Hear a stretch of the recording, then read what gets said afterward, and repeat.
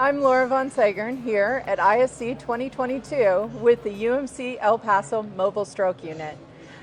Can you just tell us about yourself and a little bit about your role with UMC El Paso? Sure. I work at University Medical Center in El Paso, Texas. I am the administrative director of the Neuroscience Program and started the mobile stroke unit with them. I have 11 years in stroke experience. I started the stroke program at UMC, got us to a comprehensive stroke center, and then now launching the mobile stroke unit. Awesome. What are the biggest challenges today in stroke care? I think that our patients still don't know what a stroke is in the public. I think that there needs to be massive public education to tell them. I think they still get it confused from a heart attack to a stroke. The location, they still want to go to the heart instead of the brain. And getting the signs and symptoms out there, and then of course getting the treatment times reduced to make sure that they have a better function level in their recovery phase. Fabulous. How did you first learn about mobile stroke units? I think when in Houston, Texas, when they got their first unit, the buzz around that, and then it just sparked in the country, and then you hear new ones popping up, and the word of mouth just gets out, and you get that stroke fever that you want to continue helping your population of patients. Awesome, awesome. What features make this unit that you guys got so unique?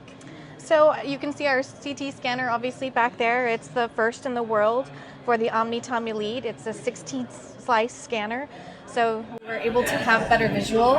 And then of course the treatment that comes with it. I mean, it's equipped with all your normal ambulance things, but it's those stroke medications that really make the difference for the patient. Fabulous, fabulous. And how large of an area are you guys covering with this one unit?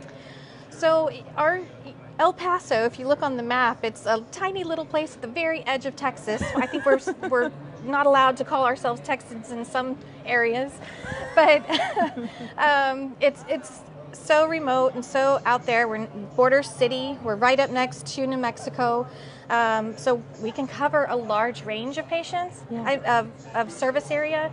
But our city is also hooking around a mountain, so we get to go both ways. So it's about 30 miles each way if you're in the middle. Wow. Yeah. Wow. I think that's one of our biggest service areas. That's great. How long has your unit been live? We went live on September 20th of this past year. So we're very new and still working on getting faster and getting it going. Awesome. Awesome. How is the unit staffed for you guys? Our staffing, we actually partnered with our EMS system in El Paso, Texas. So we have a EMT basic, and we have a paramedic, and then we have a nurse that's a neurocritical care nurse, one of our ICU nurses, and then we also have our CT tech, Kevin. Fantastic. Can you walk us through a typical call for you guys? Well, obviously it starts with 911, and then we roll out, we get to the scene. When we arrive at the scene, we are, again, partnering with El Paso Fire, so they've already been there too, so we get some of our information to see what they've found out already. Great.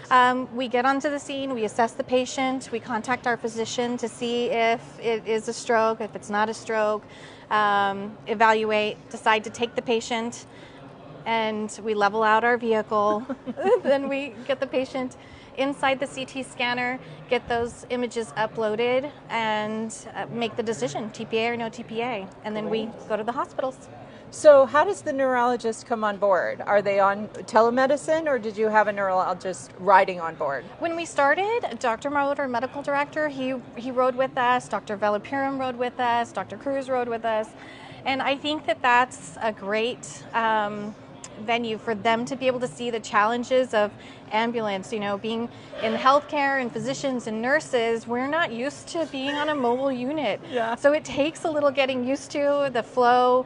And so that was wonderful. And then, of course, we use the teleneurology system when they're not physically available. Great, great. Can you share a little bit about the process of bringing the MSU to El Paso? Sure. We wanted a mobile stroke unit for quite some time. It was definitely on all of our radars. And we were lucky enough to get some funding from the state, and that helped us purchase it. And I think funding is probably the biggest challenge when you want one. So once you're able to secure that, it's very easy from there. Awesome, awesome. What's the one takeaway that you'd have for our audience today? If they could remember nothing else from the entire program, what do you want them to remember?